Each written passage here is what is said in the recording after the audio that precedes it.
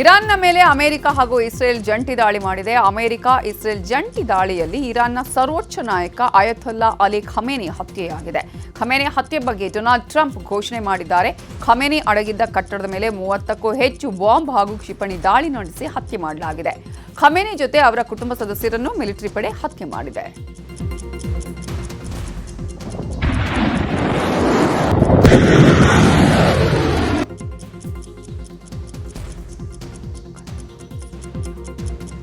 Sick people. Cambo. Israel ದಾಳಿಯಲ್ಲಿ ಇರಾನ್ನ 4 ಪ್ರಮುಖ ಅಧಿಕಾರಿಗಳು ಹತರಾಗಿದ್ದಾರೆ ಎನ್ನಲಾಗಿದೆ. ಅಧಿಕಾರಿಗಳು ಹತರಾದ ಬಗ್ಗೆ ಮಾಹಿತಿ ಲಭ್ಯ ಆಗಿದೆ. ಜವಾದ್ ಪೌರ್, ಹುಸೇನ್, ಮೊಹಮ್ಮದ್ ರೆಹಿಜಾ, ಬಜ್ಜೆಸ್ತಾನಿ, ಅಲಿ ಖೈರಾಂದಿಶ್ ಹಾಗೆಯೇ ಸೈದಿ ಯಹ್ಯಾ ಹಮೀದಿ ಯುದ್ಧದಲ್ಲಿ ಹತರಾಗಿದ್ದಾರೆ ಎನ್ನಲಾಗಿದೆ. ಕೆಲವು ವರದಿಗಳ ಪ್ರಕಾರ ನಿನ್ನೆಯ ದಾಳಿ ವೇಳೆ ಈ ಅಧಿಕಾರಿಗಳು ಖಮೇನಿ ಜೊತೆಯಲ್ಲೇ ಇದ್ದರು ಎನ್ನಲಾಗುತ್ತಿದೆ.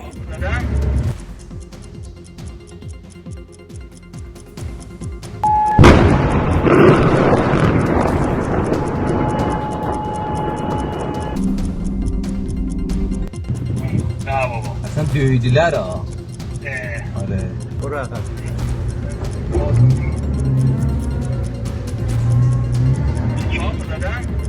الان 6 تا.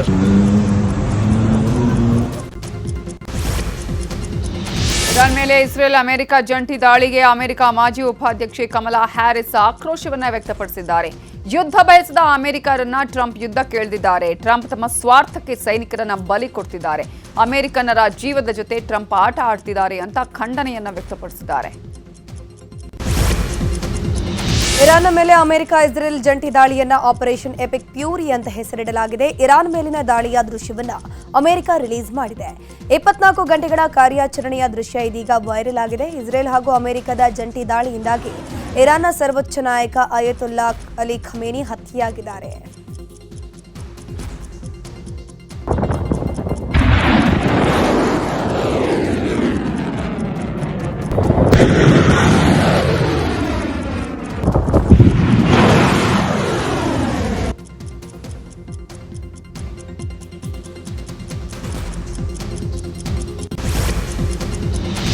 ಅಮೆರಿಕ ಇಸ್ರೇಲ್ ಮೇಲೆ ಇರಾನ್ ಪ್ರತಿದಾಳಿಗೆ ಸಿದ್ಧತೆ ನಡೆಸಿದೆ. ಖಮೇನಿ ಹತ್ಯೆ ಬಳಿಕ ಇರಾನ್ ಸ್ಪೀಕರ್ ಮಾತಾಡಿದ್ದು ಇಸ್ರೇಲ್ ಹಾಗೂ ಅಮೆರಿಕ ಎಲ್ಲೆ ಮೀರಿ ದಾಳಿ ಮಾಡಿದೆ, ಪ್ರತಿ ದಾಳಿಯ ಸಮಯ ಇದೀಗ ಬಂದಿದೆ ಅಂತ ಹೇಳಿ ಸಂದೇಶವನ್ನ ರವಾನಿಸಿದ್ದಾರೆ. ಇದಾದ ಬಳಿಕ ಈಗ ಜಾಲತಾಣ ಟ್ರುತ್ನಲ್ಲಿ ಪೋಸ್ಟ್ ಮಾಡಿರೋ ಟ್ರಂಪ್ ಇರಾನ್ಗೆ ಕಟ್ಟು ಎಚ್ಚರಿಕೆಯನ್ನ ರವಾನಿಸಿದ್ದಾರೆ. ಅಮೆರಿಕ ಮೇಲೆ ದಾಳಿ ಮಾಡಲು ಪ್ರಯತ್ನಿಸಿದ್ರೆ ನಾವು ಸುಮ್ಮನಿರಲ್ಲ, ಹಿಂದೆಂದೋ ನೋಡದ ರೀತಿಯಲ್ಲಿ ದಾಳಿ ಮಾಡ್ತೀವಿ, ನಮ್ಮ ಮೇಲೆ ದಾಳಿ ಮಾಡುವ ಯೋಚನೆಯೂ ಇಟ್ಕೋಬೇಡಿ ಅಂತ ಟ್ರಂಪ್ ಎಚ್ಚರಿಸಿದ್ದಾರೆ. ಇರಾನ್ ಮೇಲೆ ಅಮೆರಿಕ ನಡೆಸಿರುವಂತಹ ದಾಳಿಗೆ ಭಾರೀ ಖಂಡನೆ ವ್ಯಕ್ತವಾಗಿದೆ. ಪಾಕ್ನಲ್ಲಿ ಅಮೆರಿಕ ವಿರುದ್ಧ ಪ್ರತಿಭಟನೆಗಳು ಜೋರಾಗಿದೆ. ಪಾಕ್ನ ಕರಾಚಿಯಲ್ಲಿರುವಂತಹ ಅಮೆರಿಕ ರಾಯಭಾರಿ ಕಚೇರಿಯ ಮೇಲೆ ದಾಳಿಗೆ ಯತ್ನಿಸಲಾಗಿದೆ. ಖಮೇನಿ ಹತ್ಯೆ ಖಂಡಿಸಿ ದಾಳಿಗೆ ಸ್ಥಳೀಯರು ಯತ್ನಿಸಿದ್ದಾರೆ.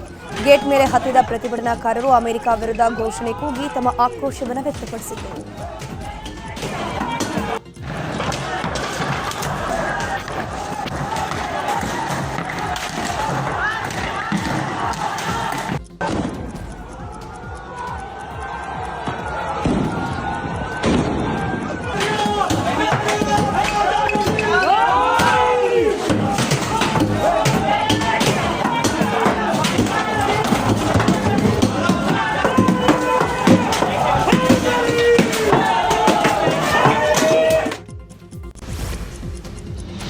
ಇರಾನ್ನ ಸೇನಾ ಮುಖ್ಯಸ್ಥರನ್ನ ಹತ್ಯೆ ಮಾಡಲಾಗಿದೆ. ನಿನ್ನೆ ಟೆಹರಾನ್ ಮೇಲೆ ಅಮೆರಿಕ ಹಾಗೂ ಇಸ್ರೇಲ್ ಜಂಟಿಯಾಗಿ ದಾಳಿ ಮಾಡಿತ್ತು. ಈ ವೇಳೆ ಖಮೇನಿ ಜೊತೆಯಲ್ಲೇ ಇದ್ದ ಇರಾನ್ ಸೇನಾ ಮುಖ್ಯಸ್ಥ ಅಬ್ದುಲ್ ರಾಹಿಮ್ ಮೌಸವಿ ಸಾವನ್ನಪ್ಪಿದ್ದಾರೆ ಎನ್ನಲಾಗಿದೆ. ಜಂಟಿ ದಾಳಿ ವೇಳೆ ಮೌಸವಿ ಸಾವನ್ನಪ್ಪಿದ್ದಾರೆ ಅಂತ ಹೇಳಲಾಗಿದೆ. ಇರಾನ್ನ ಸರ್ವೋಚ್ಚ ನಾಯಕ ಅಲಿ ಖಮೇನಿ ಹತ್ಯೆ ಹಿನ್ನೆಲೆಯಲ್ಲಿ ಚಿಕ್ಕಬಳ್ಳಾಪುರದ ಅಲಿಪುರ ಗ್ರಾಮದಲ್ಲಿ 3 ದಿನಗಳ ಕಾಲ ಶೋಕಾಚರಣೆ ಮಾಡಲಾಗುತ್ತಿದೆ. ಇವತ್ತು ಅಲಿಪುರ ಗ್ರಾಮ ಸಂಪೂರ್ಣವಾಗಿ ಸ್ತಬ್ಧಗೊಂಡಿದೆ. ಸ್ವಯಂ ಪ್ರೇರಣೆಯಿಂದ ಗ್ರಾಮಸ್ಥರು ಬಂದ್ ಮಾಡಿದ್ದಾರೆ. ಯಾವುದೇ ಅಹಿತಕರ ಘಟನೆ ನಡೆಯದಂತೆ ಬಿಗಿ ಬಂದೋಬಸ್ತ್ ಕೂಡ ಕೈಗೊಳ್ಳಲಾಗಿದೆ. ಚಿಕ್ಕಬಳ್ಳಾಪುರ ಎಸ್ಪಿ ಕುಶಲ್ ಚೌಕ್ಸಿ ಕೂಡ ಸ್ಥಳದಲ್ಲಿ ಮೊಕ್ಕಾಂ ಹೂಡಿದ್ದಾರೆ. ಅಲಿಪುರದ ಜನರಿಗೆ ಇರಾನ್ನೊಂದಿಗೆ ನಿಕಟ ಸಂಪರ್ಕ ಇದೆ. ಅಲಿಪುರದಲ್ಲಿ ಖಮೇನಿ ಹೆಸರಲ್ಲಿ ಆಸ್ಪತ್ರೆ ಕೂಡ ಕಟ್ಟಿದ್ದಾರೆ. ಇನ್ನು 1986ರಲ್ಲಿ ಅಲಿಪುರಕ್ಕೆ ಖಮೇನಿ ಕೂಡ ಭೇಟಿಯನ್ನು ಕೊಟ್ಟಿದ್ರು. ಅಲಿಪುರದ ಬಹುತೇಕ ಜನರು ಇರಾನ್ನಲ್ಲಿ ವಾಸವಿದ್ದು ಖಮೇನಿ ಹತ್ಯೆಯಿಂದ ಅಲಿಪುರ ಗ್ರಾಮದಲ್ಲಿ ನೀರವ ಮೌನ ಆವರಿಸಿದೆ.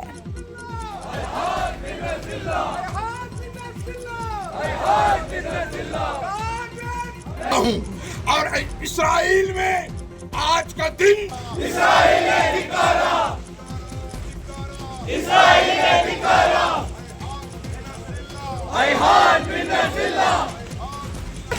ಪ್ರಪಂಚದ ಹ್ಯುಮನಿಟಿ ಐಡಲ್ ಆದಂಥ ಕಾಮನಿಸ್ಟ್ ಆಗಿ ಕೊಲೆ ಮಾಡಿದಂಥ ಅಮೆರಿಕ ಮತ್ತು ಇಸ್ರಾಯಿಲ್ ದಾಳಿ ಮಾಡಿದ್ದಾನೆ ಸತ್ತೋಗಿದ್ದಾರೆ, ತೀವ್ರವಾಗಿದೆ. ಟೆರರಿಸ್ಟ್ ಅಟ್ಯಾಕ್ ಆಗಿದಂಥ ಅಮೆರಿಕ ಮತ್ತು ಇಸ್ರಾಯಿಲ್ ಇವರು ಇಡೀ ಪ್ರಪಂಚಕ್ಕೆ ಒಂದು idol. Not a Shia communities, not ಆ ಕಮ್ಯುನಿಟಿ ಅಲ್ಲ, ಇನ್ಸಾನ್ ಹ್ಯುಮನಿಟಿಗೆ ಕೆಲಸ ಮಾಡಿದಂಥ ವ್ಯಕ್ತಿ ಇವರು. ಇಡೀ ಲೈಫ್ ಕೊಟ್ಟಿರೋದು ಫಾರ್ ಹ್ಯುಮನಿಟಿಗೆ ಅಷ್ಟೇ. ಇನ್ನು ಬಿಟ್ಟರೆ ಇವರು ಕೊಟ್ಟಿರೋಂಥ ಮೆಸೇಜ್ ಏನಾದ್ರೂ ಆಗಲಿ ಈ ಪ್ರಪಂಚಕ್ಕೆ ಒಳ್ಳೆ ವಾತಾವರಣ ಇರ್ಬೇಕಂತೆ ಇಷ್ಟು ದಿವಸ ಕಷ್ಟಪಟ್ಟಂತ ಕಮನಿ ಸಾಬ್ಗೆ ಇವತ್ತು ಈ ಟೆರರಿಸ್ಟ್ ಆದಂತ ಅಮೆರಿಕ, ಇಸ್ರಾಯಿಲ್ ಹಾಗೂ ಕೆಲವು ಅರಬ್ ಕಂಟ್ರೀಸ್ ಕೂಡ ಇನ್ವಾಲ್ವ್ ಇದೆ ಇದರಲ್ಲಿ. ಬಾಗಲಕೋಟೆ ಮೂಲದ ವಿದ್ಯಾರ್ಥಿಯೊಬ್ಬ ದುಬೈನಲ್ಲಿ ಸಿಕ್ಕಾಕೊಂಡಿದ್ದಾರೆ. ಬಾಗಲಕೋಟೆ ಮೂಲದ ಧ್ರುವ ಹೊಕ್ರಾನಿ ಅನ್ನೋರು ದುಬೈನ ಮಿಡ್ಲ್ಸೆಕ್ಸ್ ಯೂನಿವರ್ಸಿಟಿಯಲ್ಲಿ ವ್ಯಾಸಂಗ ಮಾಡ್ತಿದ್ದಾರೆ. ಕಳೆದ 6 ತಿಂಗಳಿಂದ ಧ್ರುವ ದುಬೈಯಲ್ಲೇ ಇದ್ದು ಸದ್ಯ ದುಬೈಯಲ್ಲಿ ಯುದ್ಧದ ಕಾರ್ಮೋಡ ಇರೋ ಕಾರಣ ಮನೆಯಿಂದ ಹೊರಬಾರದ ಹಾಗೆ ಸೂಚನೆ ಕೊಟ್ಟಿದ್ದಾರೆ ಅಂತ ಧ್ರುವ ಹೇಳಿದ್ದಾರೆ. ಸುರಕ್ಷಿತ ಸ್ಥಳಕ್ಕೆ ತೆರಳಿದ್ದೇನೆ ಅಂತ ಧ್ರುವ ಕುಟುಂಬಸ್ಥರಿಗೆ ಮಾಹಿತಿ ಕೊಟ್ಟಿದ್ದಾರೆ. ಆದರೆ ಅವ್ರು ಇರ್ತಕ್ಕಂಥ ಕೆಲವು ಸ್ವಲ್ಪ ದೂರದಲ್ಲಿ ಡ್ರೋನ್ ಅಟ್ಯಾಕ್ಗಳಾಗಿದೆ. ಬಟ್ UAE ಸರ್ಕಾರ ಕೂಡ ಅವ್ರನ್ನ ವಿಫಲಗೊಳಿಸೋದ್ರಲ್ಲಿ ಅವರು ಯಶಸ್ವಿಯಾಗಿದ್ದಾರೆ ಅಂತ ತಮ್ಮ ಮೂಲಕ ಹೇಳಕ್ಕೆ ಇಚ್ಛೆಪಡ್ತೀನಿ. ಅವರು ಆ ಹಾಸ್ಟೆಲಲ್ಲಿ ಕನಿಷ್ಠ ಭಾರತೀಯರು 300ರಿಂದ 400 ವಿದ್ಯಾರ್ಥಿಗಳು ಅಲ್ಲಿ ವಿದ್ಯಾಭ್ಯಾಸ ಮಾಡ್ತಾ ಇದ್ದಾರೆ. ಅವ್ರಿಗೆ ಯಾವುದೇ ರೀತಿ ತೊಂದರೆ ಇಲ್ಲ, ಅವ್ರು ಸೇಫ್ ಆಗಿದ್ದೀನಿ ಅಂತ ಹೇಳಿ ನಮ್ಮ ಗಮನಕ್ಕೆ ತಂದಿದ್ದಾರೆ. ಇಷ್ಟ ಇದ್ದಾರೆ ಅಲ್ಲಿ ಗುಲ್ಬರ್ಗಾದವ್ರು ಒಬ್ಬರಿದ್ದಾರೆ, ಇನ್ನೂ ಬೇರೆ ಕಡೆ ಎಲ್ಲರೂ ಇದ್ದಾರೆ. ಬಟ್ ನಾರ್ತ್ ಇಂಡಿಯಾದವ್ರು ಜಾಸ್ತಿ ಇದ್ದಾರೆ. ಇತ ಹಾಸನ ಮೂಲದ ಇವರು ಬಹ್ರೈನ್ನಲ್ಲಿ ಸಿಕ್ಕಾಕೊಂಡಿದ್ದಾರೆ. ಮನಾಮಾದಲ್ಲಿ ಹಾಸನ ಮೂಲದವರು ಸಿಲುಕಿ ಹಾಕಿಕೊಂಡಿದ್ದಾರೆ. ಇನ್ನು ಪಂಜು, ಜಮುನಾ, ಸುರೇಂದ್ರ ಪ್ರಸಾದ್, ರತೀಶ್ ಹಾಗೂ ಮೈಸೂರು ಮೂಲದ ನೇತ್ರಾವತಿ ಒಂದೇ ಕೋಣೆಯಲ್ಲಿದ್ದಾರೆ. ತಾವಿರೋ ಕಟ್ಟಡದ ಪಕ್ಕದಲ್ಲೇ ಬಾಂಬ್ ಸಿಡಿತಾ ಇದೆ, ನಮ್ಮನ್ನ ರಕ್ಷಣೆ ಮಾಡಿ ಅಂತ ಕನ್ನಡಿಗರು ಮನವಿಯನ್ನು ಮಾಡಿಕೊಂಡಿದ್ದಾರೆ. ಇನ್ನು ತಮ್ಮವರ ಬಗ್ಗೆ ಕುಟುಂಬಸ್ಥರು ಆತಂಕವನ್ನು ಹೊರಹಾಕಿದ್ದು ರಕ್ಷಣೆ ಮಾಡುವಂತೆ ಮನವಿ ಮಾಡಿದರು. ನಾವು ಅಂದರೆ ತೈಲ ಮಾರೋಕ್ಕೆ ಈ ಥರ ಕೈಕಾಲು ನೋವಿಗೆ ತೈಲ ಮತ್ತು ಕೂದಲು ಬೆಳೆ ಎಣ್ಣೆ ಆ ಥರ ಎಲ್ಲ ಮಾಡಿ ನಾವು ಹೊಟ್ಟೆಪಾಡ ಜೀವನ ಮಾಡೋ ಜನ. ಮಕ್ಕಳು ಸಾಕಬೇಕಾದ್ರೆ ಏನಾದರೂ ಒಂದು ಕಷ್ಟ ಮಾಡಿ ನಾವು ಮಕ್ಕಳು ಸಾಕಬೇಕು ಸರ್. ಈ ಥರ ಎಲ್ಲ ಸಾಲ ಸಪ್ಪೆ ಎಲ್ಲ ಮಾಡಿಕೊಂಡು ಹಿಂಗಾದ್ರೂ ಈ ದೇಶದ ಮೇಲೆ ಹೋಗಿ ಒಂದು ಜೀವನ ಮಾಡಿದ್ರೆ ನಮ್ಮ ಮಕ್ಕಳಿಗೂ ಸಾಕ್ಬೋದು ಅಂತ ಹೇಳಿ ಏನೋ ಒಂದು ಜೀವನಕ್ಕೆ ಬಂದಿದ್ದೀವಿ ಸರ್. ಇಲ್ಲಿ ಬಂದಿದ್ದಕ್ಕೆ ಈ ಥರ ಎಲ್ಲ ಬಾಂಬ್ ಬ್ಲಾಸ್ಟ್ ಆಗ್ತಾಯಿತ್ತು. ನಮಗೆ ಏನಾದರೂ ಒಂದು ಸರ್ಕಾರದಿಂದ ಒಂದು ನಮಗೆ ಒಂದು ಇದು ಮಾಡಿ ಸರ್, ಒಂದು ಹೆಲ್ಪ್ ಮಾಡಿ ಸರ್. ನಾವು ತುಂಬ ಕಷ್ಟದಲ್ಲಿ ಇದ್ದೀವಿ ಸರ್. ನಾವು ಅಂದರೆ ತೈಲ ಮಾರೋಕ್ಕೆ ಈ ಥರ ಕೈಕಾಲು ನೋವಿಗೆ ತೈಲ ಮತ್ತು ಕೂದಲು ಬೆಳೆ ಎಣ್ಣೆ ಆ ಥರ. ಯುದ್ಧ ಪೀಡಿತ ಇರಾನ್ನಲ್ಲಿ ಚಿಕ್ಕಬಳ್ಳಾಪುರ ಮೂಲದ ಮೆಡಿಕಲ್ ವಿದ್ಯಾರ್ಥಿನಿ ಸಿಕ್ಕಾಕೊಂಡಿದ್ದಾರೆ. ಸೈಯದ ಮಪರೆ ಸೈನಬ್ ಅನ್ನೋರು ಇರಾನ್ನ ಕುಮ್ನಲ್ಲಿ ವಾಸ ಇದ್ದಾರೆ. ಅಲಿಪುರದ ಮೀರ್ ರೋಷನ್ ಅಲಿ ಅನ್ನೋರ ಪುತ್ರಿಯಾಗಿರೋ ಸೈನಬ್ ಟೆಹರಾನ್ನಲ್ಲಿ ಮೆಡಿಕಲ್ ವ್ಯಾಸಂಗ ಮಾಡ್ತಿದ್ದಾರೆ. ನಿನ್ನೆ ರಾತ್ರಿ ತಂದೆಗೆ ಕರೆ ಮಾಡಿದ ಸೈನಬ್ ಯುದ್ಧದ ಸ್ಥಿತಿ ಕುರಿತಂತೆ ಮಾಹಿತಿ ಕೊಟ್ಟಿದ್ದಾರಂತೆ. ನಮಗೆ ಏನು ಪ್ರಾಬ್ಲಮ್ ಇಲ್ಲ.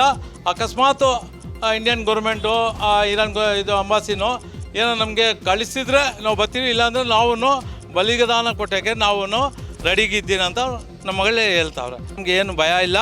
ನಾವು ನಮ್ಮ ಗುರುಗಳಿಗೆ ನಾವು ಏನೋ ನಮಗೆ ತೊಂದರೆ ಆದರೂ ನಾವು ಸತ್ತೋದಿರ್ತೀವಿ, ಅದ್ರ ಮೇಲೆ ನಮ್ಮ ಗುರು ಮೇಲೆ ನಾವು ಇಂಡಿಯಾ ಹೋಗೋಕ್ಕೆ ನಮ್ಗೆ ಸಾಧ್ಯ ಇಲ್ಲ ಅಂತ ಅವರು ನಮಗೆ ಮಾಹಿತಿ ಕೊಟ್ಟಿದ್ರು.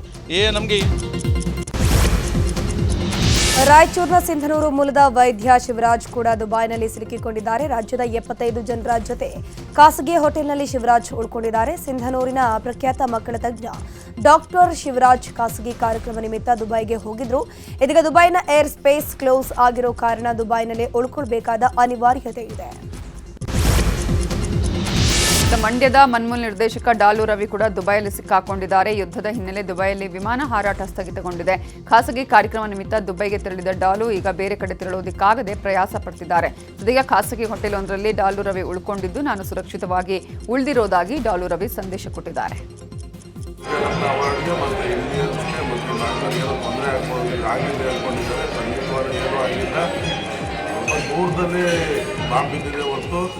ಇಲ್ಲಿ ಯಾರಿಗೂ ತೊಂದರೆ ಆಗಿಲ್ಲ, ಎಲ್ಲ ಸೇಫ್ ಆಗಿದ್ದೀವಿ, ಆರಾಮಾಗಿದ್ದೀವಿ. ಫ್ಲೈಟ್ ಏರ್ಪೋರ್ಟ್ ಬಂದಾಗಿರೋದ್ರಿಂದ ಒಂದು 1 or 2 ಡೇಸಲ್ಲಿ ಕ್ಲಿಯರ್ ಮಾಡ್ತೀವಿ ಅಂತ ಗೌರ್ಮೆಂಟು ಎಂಬಾಸಿ ಅವರೆಲ್ಲ ಒಪ್ಕೊಂಡಿದ್ದಾರೆ.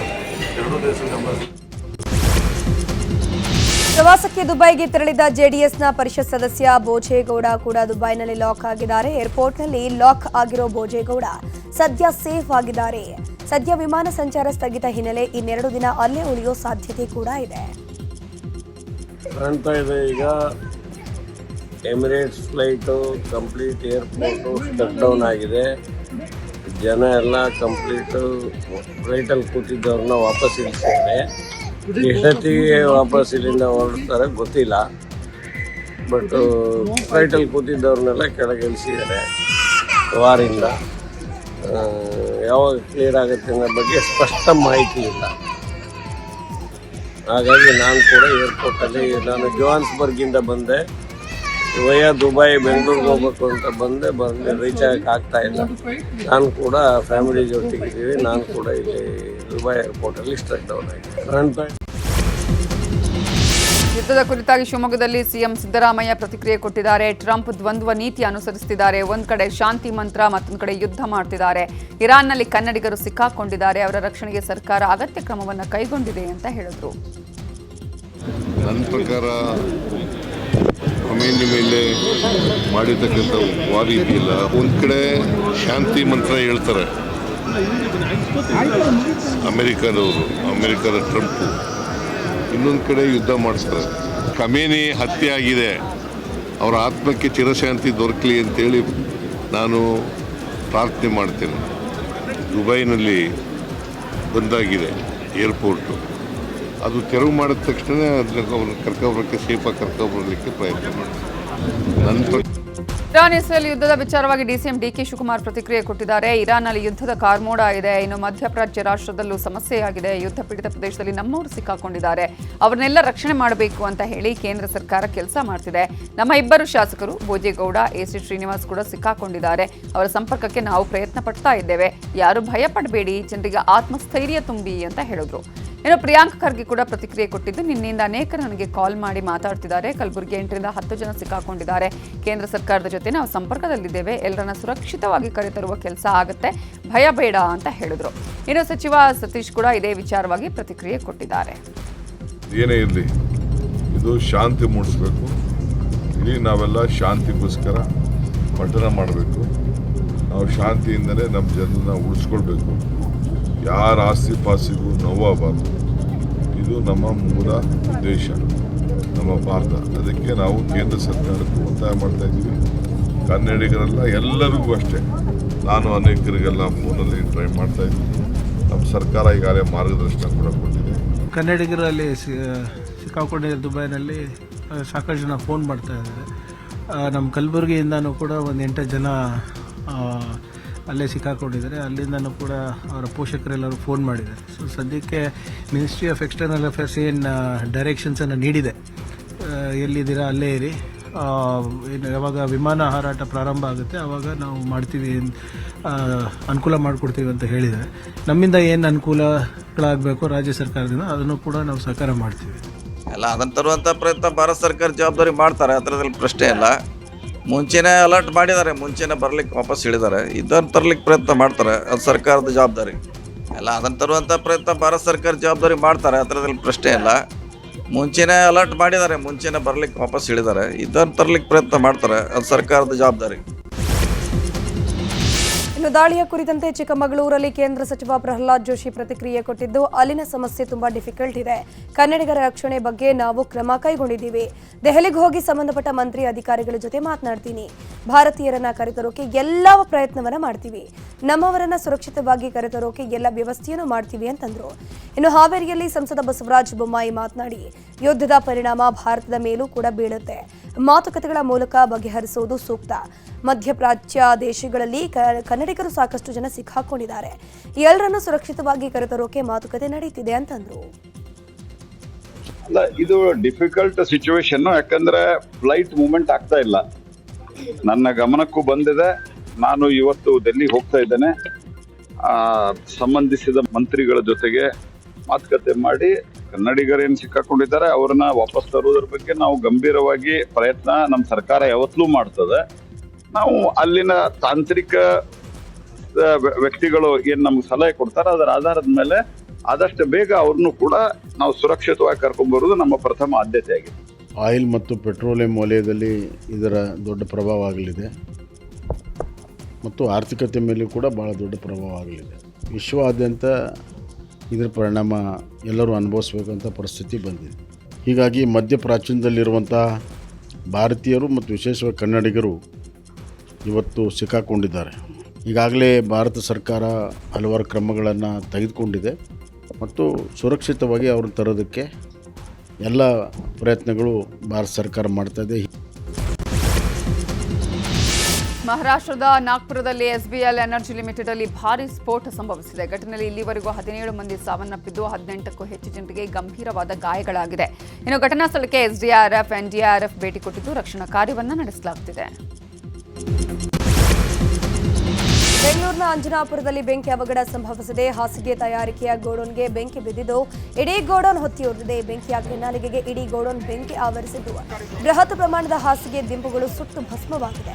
ಇನ್ನು ಗೋಡೌನ್ ಬಳಿಯಲ್ಲಿ ನಿಲ್ಲಿಸಿದ ಕೆಲವು ವಾಹನಗಳಿಗೂ ಬೆಂಕಿಗೆ ಆಹುತಿಯಾಗಿದೆ. ಭಾರೀ ಪ್ರಮಾಣದ ಬೆಂಕಿಯಿಂದಾಗಿ ಜನರು ಹೈರಾಣಾಗಿದ್ದಾರೆ. ಇತ್ತ ಗೋಡೌನ್ ಪಕ್ಕದಲ್ಲಿರುವಂತಹ ಅಪಾರ್ಟ್ಮೆಂಟ್ಗೂ ಬೆಂಕಿ ಆವರಿಸುವ ಸಾಧ್ಯತೆ ಇದ್ದು ಜನರು ಭಯಭೀತರಾಗಿದ್ದಾರೆ.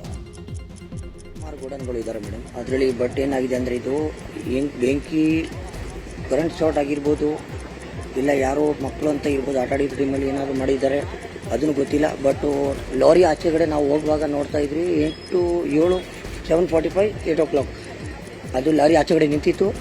ಅದಾದಮೇಲೆ ಸಡನ್ ಅಂತ ಬೆಂಕಿ ಹೆಂಗೆ ಬಿತ್ತಾ ಇದೆ ಅಂತ ಗೊತ್ತಿಲ್ಲ. ಸುಮಾರು 7:30-8 ಗಂಟೆ ಟೈಮ್ಗೆ ಬೆಂಕಿ ಹಿಡಿದಿರೋದು ಅಂತ ಸಾಧ್ಯತೆ ಇದೆ.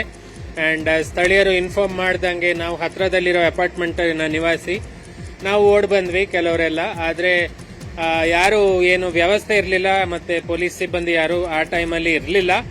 ಆದ್ದರಿಂದಾಗಿ ನಾವೆಲ್ಲ ಕೆಲವರು ಸ್ಥಳೀಯರೆಲ್ಲ ಸೇರಿಕೊಂಡು ಜನರನ್ನೆಲ್ಲ ಹಿಂದೆ ಮಾಡಿ, ಗಾಡಿಗಳನ್ನೆಲ್ಲ ಹಿಂದೆ ಮಾಡಿ ತುಂಬ ರಿಸ್ಕನ್ನು ಸ್ವಲ್ಪ ಸೇವ್ ಮಾಡಿದ್ದೇವೆ. ಇಲ್ಲ, ಗೋಡನ್ನ ಖಾಲಿ ಮಾಡೋಕ್ಕೆ ಆಲ್ರೆಡಿ ಹೇಳಿ ನೋಟಿಸನ್ನು ಕೊಟ್ಟಿದ್ದೀವಿ ಜಾಯಿಂಟ್ ಕಮಿಷನರ್ ಕಡೆಯಿಂದ. ಅವರು ಸಮಯ ತೊಗೊಂಡಿದ್ದಾರೆ. ಯಾಕೆಂದರೆ ತಮಗೂ ಗೊತ್ತಿದೆ ಅದನ್ನು ತೆಗಿಯೋಕ್ಕೆ 6 ತಿಂಗಳು ಬೇಕು ಅಂತ ಹೇಳಿದ್ರೆ. ಇನ್ನು ಅವ್ರದ್ದು ಸಮಯ ಇನ್ನೊಂದು 3-4 ತಿಂಗಳಿದೆ. ಅವ್ರು ಬೇರೆ ಕಡೆಗೆ ನಾವು ಹೇಳಿದ್ದೀನಿ, ನೀವು ಆದಷ್ಟು ಆರ್ವಳ್ಳಿ ಇಂಡಸ್ಟ್ರಿಯಲ್ ಕಡೆ ಹೋಗಿ, ಇಲ್ಲೆಲ್ಲ ರೆಸ್ಟೋರೆಂಟ್ ಮನೆಗಳಿದೆ ಅಂತ. ಸುಮಾರು ಗೋಡನ್. ಅಮೃತಹಳ್ಳಿ ಯುವತಿ ಮೇಲೆ ಅತ್ಯಾಚಾರ ಆರೋಪ ಪ್ರಕರಣಕ್ಕೆ ಸಂಬಂಧಪಟ್ಟ ಹಾಗೆ ಅನಿರುದ್ಧ್ ಸೇರಿ ಮತ್ತೆ 3 ಬಂಧಿಸಲಾಗಿದೆ. ಈ ಮೂಲಕ ಬಂಧಿತರ ಸಂಖ್ಯೆ 5ಕ್ಕೆ ಏರಿಕೆಯಾಗಿದೆ. ಆರೋಪಿಗಳ ಡ್ರಗ್ಸ್ ಸೇವನೆ ಬಗ್ಗೆ ಖಚಿತಪಡಿಸಿಕೊಳ್ಳುವುದಕ್ಕೆ ವೈದ್ಯಕೀಯ ಪರೀಕ್ಷೆಗೂ ಕೂಡ ಒಳಪಡಿಸಲಾಗುತ್ತಿದೆ. ನಿಖಿಲ್ ಹಾಗೂ ಡಿಕ್ಸನ್ ಕೊಟ್ಟ ಮಾಹಿತಿ ಆಧರಿಸಿ ದಾವಣಗೆರೆಯ ಮಾಜಿ ಕಾರ್ಪೊರೇಟರ್ ಮಗ ಅನಿರುದ್ಧ್, ಶಿವಮೊಗ್ಗದ ವಿದ್ಯಾರ್ಥಿ ಶ್ರವಣ್, ಗುಜರಾತ್ನ ಮೋಹಿತ್ ಜೈನ್ ಅನ್ನು ಬಂಧಿಸಲಾಗಿದೆ. ರಾಜ್ಯದಲ್ಲಿ ಕಾನೂನು ವ್ಯವಸ್ಥೆ ಹದಗೆಟ್ಟಿದೆ ಎಂಬ ವಿಪಕ್ಷಗಳ ಟೀಕೆಗೆ ಸಿಎಂ ಸಿದ್ದರಾಮಯ್ಯ ತಿರುಗೇಟನ್ನು ಕೊಟ್ಟಿದ್ದಾರೆ. ಶಿವಮೊಗ್ಗದಲ್ಲಿ ಮಾತನಾಡಿರೋ ಅವರು, ವಿಪಕ್ಷಗಳ ಕೆಲಸವೇ ಟೀಕೆ ಮಾಡುವುದು ಅಂತಂದ್ರು.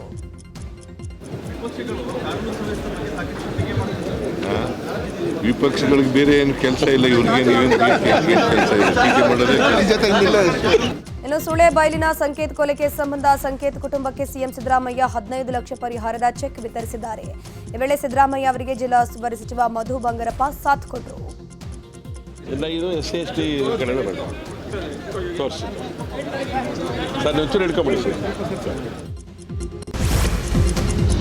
ಕೆಲವು ಸಚಿವರ ಜೊತೆಗೆ ಗುತ್ತಿಗೆದಾರರ ಸಂಘದ ಅಧ್ಯಕ್ಷ ಶಾಮೀಲಾಗಿದ್ದಾರೆ ಅನ್ನೋ ಆರೋಪ ಕೇಳಿ ಬರ್ತಾ ಇದೆ. ಗುತ್ತಿಗೆದಾರರ ಸಂಘದ ಮಾಜಿ ಗೌರವಾಧ್ಯಕ್ಷ ಜಗನ್ನಾಥ ಶೇಖಜಿ ಗಂಭೀರ ಆರೋಪ ಮಾಡಿದ್ದಾರೆ. ಕಲಬುರಗಿಯಲ್ಲಿ ಮಾತನಾಡಿರೋ ಅವರು, ಮಂಜುನಾಥ್ ಸಚಿವರು ಹೇಳಿದ ಹಾಗೆ ಟೆಂಡರ್ ಆಗುವಂತೆ ಒಪ್ಪಂದ ಮಾಡಿಕೊಂಡಿದ್ದಾರೆ. ಕಾರ್ಮಿಕ ಇಲಾಖೆ ಮತ್ತು ನಗರಾಭಿವೃದ್ಧಿ ಇಲಾಖೆಯಲ್ಲಿ ಪ್ಯಾಕೇಜ್ ಟೆಂಡರ್ ಮಾಡಲಾಗಿದೆ. ಒಪ್ಪಂದ ಮಾಡಿಕೊಂಡಿರುವ ಬಗ್ಗೆ ಅಧ್ಯಕ್ಷ ಮಂಜುನಾಥ್ ಮಾತನಾಡಿರುವ ಆಡಿಯೋ ನನ್ನ ಬಳಿ ಇದೆ. ಸಚಿವರ ವಿರುದ್ಧ ಸಿಎಂ ಕ್ರಮ ಕೈಗೊಳ್ಳಬೇಕು ಅಂತ ಜಗನ್ನಾಥ್ ಶೇಖಜಿ ಹೇಳಿದ್ದಾರೆ. ಅವರು ಮಿನಿಸ್ಟರ್ಗಳು ಇನ್ವಾಲ್ವ್ ಆಗಿ ಭ್ರಷ್ಟಾಚಾರಗಳಿಗತ್ತಾರೆ.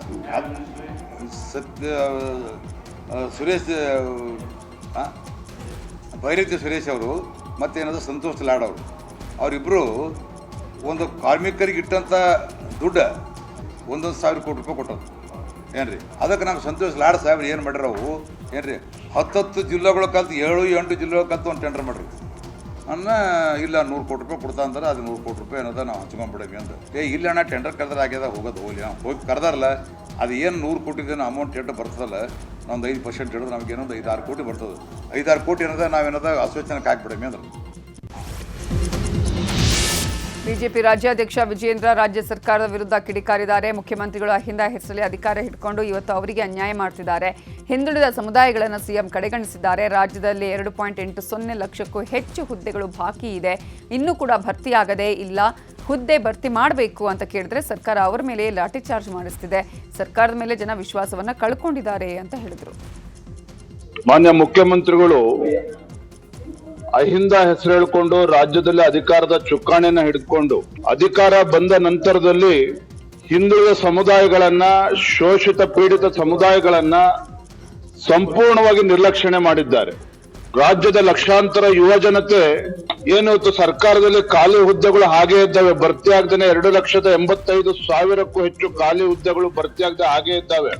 ನೇಮಕಾತಿ ಮಾಡಬೇಕು ಅಂತೇಳಿ ಪ್ರತಿಭಟನೆ ಮಾಡಿದ್ರೆ ಅವ್ರ ಮೇಲೆ ಲಾಠಿ ಚಾರ್ಜ್ ಅನ್ನ ಮಾಡ್ತಾರೆ ಸರ್ಕಾರ. ಚಿಕ್ಕಮಗಳೂರಿನ ರಂಭಾಪುರಿ ಪೀಠದಲ್ಲಿ ರೇಣುಕಾಚಾರ್ಯ ಜಯಂತಿ ಯುಗಮಾನೋತ್ಸವ ಕಾರ್ಯಕ್ರಮ ನಡೀತಾ ಇದೆ. ಕಾರ್ಯಕ್ರಮದಲ್ಲಿ ಡಿಸಿಎಂ ಡಿಕೆ ಶಿವಕುಮಾರ್, ಬಿಜೆಪಿ ರಾಜ್ಯಾಧ್ಯಕ್ಷ ವಿಜಯೇಂದ್ರ, ಕೇಂದ್ರ ಸಚಿವ ಪ್ರಹ್ಲಾದ್ ಜೋಶಿ ಭಾಗಿಯಾಗಿದ್ದಾರೆ. ರಂಭಾಪುರಿ ಪೀಠದ ಡಾಕ್ಟರ್ ವೀರ ಸೋಮೇಶ್ವರ ಜಗದ್ಗುರುಗಳ ನೇತೃತ್ವದಲ್ಲಿ ಕಾರ್ಯಕ್ರಮ ನಡೆಯುತ್ತಿದೆ. ಇನ್ನು ಕಾರ್ಯಕ್ರಮಕ್ಕೂ ಮುನ್ನ ಡಿಸಿಎಂ ಡಿಕೆ ಶಿವಕುಮಾರ್, ಬಿಜೆಪಿ ರಾಜ್ಯಾಧ್ಯಕ್ಷ ವಿಜಯೇಂದ್ರ, ಕೇಂದ್ರ ಸಚಿವ ಪ್ರಹ್ಲಾದ್ ಜೋಶಿ ಪ್ರತ್ಯೇಕವಾಗಿ ರಂಭಾಪುರಿ ಶ್ರೀಗಳನ್ನು ಭೇಟಿ ಮಾಡಿ ಆಶೀರ್ವಾದವನ್ನು ಪಡೆದುಕೊಂಡಿದ್ದಾರೆ. ಇನ್ನು ಕಾರ್ಯಕ್ರಮದ ಕುರಿತಂತೆ ಡಿಸಿಎಂ ಡಿಕೆ ಶಿವಕುಮಾರ್ ಮಾತನಾಡಿದ್ದು, ಮಾನವ ಧರ್ಮಕ್ಕೆ ಜಯವಾಗಲಿ, ಧರ್ಮದಿಂದಲೇ ವಿಶ್ವಕ್ಕೆ ಶಾಂತಿ ಅಂತ ರಂಭಾಪುರಿ ಶ್ರೀಗಳು ಹೇಳಿದ್ದಾರೆ. ಇರಾನ್ ಅಮೆರಿಕ ಯುದ್ಧ ನಿಲ್ಲಬೇಕು, ವಿಶ್ವದಲ್ಲಿ ಶಾಂತಿ ನೆಲೆಸಬೇಕು. ಯುದ್ಧ ಪೀಡಿತ ಸ್ಥಳಗಳಲ್ಲಿ ಸಿಲುಕಿಕೊಂಡಿರೋ ಕನ್ನಡಿಗರ ಜೊತೆ ನಾವು ಸಂಪರ್ಕದಲ್ಲಿದ್ದೇವೆ ಅಂತಂದ್ರು. ಕನ್ನಡದವರು ಇಂಡಿಯಾ ಬೇರೆಯವರು ಮುಖ್ಯ ಅಲ್ಲ. ನಾನು ಯಾವ ಜಾಗದಲ್ಲಿ ಮಾನವ ಧರ್ಮಕ್ಕೆ ಜಯವಾಗಲಿ, ಧರ್ಮದಿಂದಲೇ ವಿಶ್ವಕ್ಕೆ ಶಾಂತಿ ಅಂತೇಳಿ ಈ ರಂಭಾಪುರದ ಶ್ರೀಗಳು ವೀರ ಗಂಗಾಧರಾಚಾರ್ಯರು ಸಂದೇಶ ಕೊಟ್ಟಿದ್ದಾರೆ. ಹಾವೇರಿಯ ಹೊಸ ನಿರ್ಲಗಿ ಗ್ರಾಮಕ್ಕೆ ಸಚಿವ ಸತೀಶ್ ಜಾರಕಿಹೊಳಿ ಭೇಟಿ ಕೊಟ್ಟಿದ್ದಾರೆ. ಸರ್ಕಾರಿ ಪ್ರಾಥಮಿಕ ಶಾಲೆ, ಪ್ರೌಢಶಾಲೆಯ ಅಮೃತ ಮಹೋತ್ಸವ ಸಮಾರಂಭದಲ್ಲಿ ಭಾಗಿಯಾಗಿದ್ದಾರೆ. ಈ ವೇಳೆ ಮಾಧ್ಯಮಗಳಿಗೆ ಮಾತನಾಡಿದ ಸತೀಶ್ ಜಾರಕಿಹೊಳಿ, ರಾಜಕೀಯ ಪ್ರಶ್ನೆಗಳನ್ನು ಬಿಟ್ಟು ಬೇರೆ ಏನಾದರೂ ಕೇಳಿ, ರಾಜಕೀಯ ನನಗೆ ಸಂಬಂಧಿಸಿದ ವಿಚಾರ ಅಲ್ಲ. ಬೆಂಗಳೂರಲ್ಲಿ ಅದಕ್ಕೆ ಉತ್ತರ ಸಿಗುತ್ತೆ. ನನ್ನಲ್ಲಿ ಏನಿಲ್ಲ, ಯಾರು ಎಲ್ಲಿ ಕರೀತಾರೋ ನಾವು ಅಲ್ಲಿ ಬರ್ತೀವಿ, ಯಾಕಂದ್ರೆ ನಾವು ಫ್ರೀ ಇದ್ದೀವಿ ಅಂತ ವ್ಯಂಗ್ಯವಾಗಿ ಹೇಳಿದ್ದಾರೆ. ಮತ್ತೆ ಅದು ಆಗೋಲ್ಲತ್ತಿದ್ದು, ಅದಾದ್ರೆ ಬಿಟ್ಟು ಕೇಳಿ, ಬೇರೆ ಹೇಳ್ತೇನೆ. ಇಲ್ಲ, ಅದು ರಾಜಕೀಯ ಬಿಟ್ಟು ಅದೆಲ್ಲ ನನಗೆ ಸಂಬಂಧಪಟ್ಟದಲ್ಲ. ನೀವು ಬೆಂಗಳೂರಲ್ಲಿ ಕೇಳಿದ್ರೆ ಸರಿಯಾದ ಉತ್ತರ ಸಿಗುತ್ತೆ. ಇಲ್ಲಿ ನಾ ಹೇಳಲಿಕ್ಕೆ ಆಗಲ್ಲ. ಫೋಕಸ್ ಏನಿಲ್ಲ, ಇಲ್ಲಿ ಕರೆದಿದ್ರು ನಾಳೆ ರಾಣಿಬೆನ್ನೂರು ಬರ್ತಾ ಇದೆ. ಏನು ಎಲ್ಲಿ ಕರ್ತಾರೆ ಅಲ್ಲಿ ಬರ್ತೀವಿ, ನಮ್ದೇನು ಫ್ರೀ ಇದೀವಿ ನಾವು. ಅಪಘಾತಕ್ಕೆ ತುತ್ತಾದ ಯುವಕನಿಗೆ ಚಿಕಿತ್ಸೆ ಕೊಡುವ ವಿಚಾರದಲ್ಲಿ ಎಬಿವಿಪಿ ಕಾರ್ಯಕರ್ತರು ಮತ್ತು ವೈದ್ಯರ ನಡುವೆ ವಾಗ್ವಾದ ನಡೆದಿದೆ. ಹುಬ್ಬಳ್ಳಿಯ ಕಿಮ್ಸ್ ಆಸ್ಪತ್ರೆಯಲ್ಲಿ ಘಟನೆ ನಡೆದಿರುವುದು. ಹಿಟ್ ಅಂಡ್ ರನ್ ಕೇಸಲ್ಲಿ ಎಬಿವಿಪಿ ಮುಖಂಡ ರೋಹನ್ ಕುಮಾರ್ಗೆ ಗಾಯಗಳಾಗಿತ್ತು. ಚಿಕಿತ್ಸೆಗಾಗಿ ಅವರನ್ನು ಕಿಮ್ಸ್ಗೆ ಕರೆತರಲಾಗಿತ್ತು. ಆದರೆ ವೈದ್ಯರು ನಿರ್ಲಕ್ಷ್ಯ ತೋರಿದ್ದಾರೆ ಅಂತ ಆರೋಪಿಸಿರುವಂತಹ ಎಬಿವಿಪಿ ಮುಖಂಡರು ವೈದ್ಯರ ಜೊತೆಗೆ ಮಾತಿನ ಚಕಮಕಿಗೆ ಇಳಿದಿದ್ದಾರೆ. ಕಿಮ್ಸ್ ವೈದ್ಯರ ವಿರುದ್ಧ ಕ್ರಮಕ್ಕೆ ಎಬಿವಿಪಿ ಕಾರ್ಯಕರ್ತರು ಆಗ್ರಹಿಸಿದ್ದಾರೆ. ರೈತರ ವಿರೋಧದ ಮಧ್ಯೆ ಧಾರವಾಡ ಕೆಐಎಡಿಬಿ ಕಚೇರಿ ದಾವಣಗೆರೆಗೆ ಶಿಫ್ಟ್ ಮಾಡೋದಕ್ಕೆ ಅಧಿಕಾರಿಗಳು ಮುಂದಾಗಿದ್ದಾರೆ. ಕಚೇರಿಯಲ್ಲಿರೋ 7 ಜಿಲ್ಲೆಯ ಫೈಲ್ಗಳನ್ನು ಅಧಿಕಾರಿಗಳು ಗಂಟು ಮೂಟೆ ಕಟ್ಟಿದ್ದಾರೆ.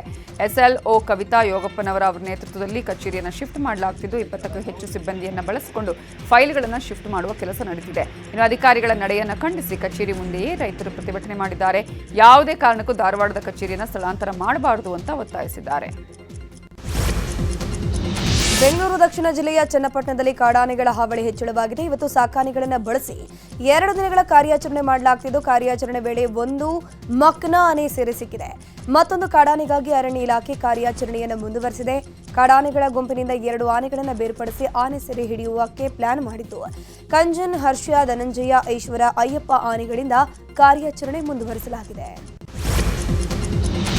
ಬೆಂಗಳೂರು ಪೂರ್ವ ವಿಭಾಗ ಪೊಲೀಸರು ಭರ್ಜರಿ ಕಾರ್ಯಾಚರಣೆ ಮಾಡಿದ್ದು, ಸಿಇಐಆರ್ ಪೋರ್ಟಲ್ ಮೂಲಕ ಕಳುವಾಗಿದ್ದಂತಹ ಸುಮಾರು 1.6 ಕೋಟಿ ಮೌಲ್ಯದ 641 ಮೊಬೈಲ್ಗಳನ್ನು ವಶಕ್ಕೆ ಪಡೆದುಕೊಂಡಿದ್ದಾರೆ. ಕಳೆದ 2 ತಿಂಗಳಲ್ಲಿ ಕಳುವಾಗಿದ್ದ ಮೊಬೈಲ್ಗಳನ್ನು ಪತ್ತೆ ಹಚ್ಚಿ ವಾರಸುದಾರರಿಗೆ ವಾಪಸ್ ಕೊಟ್ಟಿದ್ದಾರೆ. ಪ್ರಧಾನಿ ನರೇಂದ್ರ ಮೋದಿ ಸಹೋದರ ಪ್ರಹ್ಲಾದ್ ಮೋದಿ ದಕ್ಷಿಣ ಕನ್ನಡ ಜಿಲ್ಲೆಯ ಪುತ್ತೂರಿಗೆ ಆಗಮಿಸಿದ್ದಾರೆ. ಪುತ್ತೂರಿನ ಲಕ್ಷ್ಮೀದೇವಿ ಬೆಟ್ಟದಲ್ಲಿ ಮಹಾಲಕ್ಷ್ಮೀ ದೇವಿಯ ದರ್ಶನ ಪಡೆದ ಮೋದಿ ವಿಶೇಷ ಪೂಜೆಯನ್ನು ಸಲ್ಲಿಸಿದರು. ಆ ಬಳಿಕ ಜಿಲ್ಲಾ ಮಟ್ಟದ ಗಾಣಿಗ ಸಂಗಮ ಕಾರ್ಯಕ್ರಮದಲ್ಲಿ ಪ್ರಹ್ಲಾದ್ ಮೋದಿ ಭಾಗಿಯಾಗಿದ್ದಾರೆ. ಇನ್ನು ಕೊಟೇಚ್ ಹಾಲ್ನಲ್ಲಿ ಕಾರ್ಯಕ್ರಮ ನಡೆಯುತ್ತಿದೆ. ವಿಜಯಪುರದ ಆಲಮಟ್ಟಿಯ ಲಾಲ್ ಬಹದ್ದೂರ್ ಶಾಸ್ತ್ರಿ ಸಾಗರದ ಆವರಣದಲ್ಲಿರೋ ಅಮ್ಯೂಸ್ಮೆಂಟ್ ವಾಟರ್ ಪಾರ್ಕ್ ಅನ್ನು ಉದ್ಘಾಟನೆ ಮಾಡಲಾಗಿದ್ದು, ಜಿಲ್ಲಾ ಉಸ್ತುವಾರಿ ಸಚಿವ ಎಂಬಿ ಪಾಟೀಲ್ ಹಾಗೂ ಸಚಿವ ಶಿವಾನಂದ ಪಾಟೀಲ್ ದೀಪ ಬೆಳಗಿಸುವ ಮೂಲಕ ಉದ್ಘಾಟನೆ ಮಾಡಿದ್ದಾರೆ. ಬಳಿಕ ಅಮ್ಯೂಸ್ಮೆಂಟ್ ವಾಟರ್ ಪಾರ್ಕ್ ಅನ್ನು ಇಬ್ಬರೂ ನಾಯಕರು ವೀಕ್ಷಿಸಿದ್ದಾರೆ. ಇನ್ನು ವೇದಿಕೆಯ ಕಾರ್ಯಕ್ರಮದಲ್ಲಿ ಭಾಗಿಯಾಗಿದ್ದಾರೆ.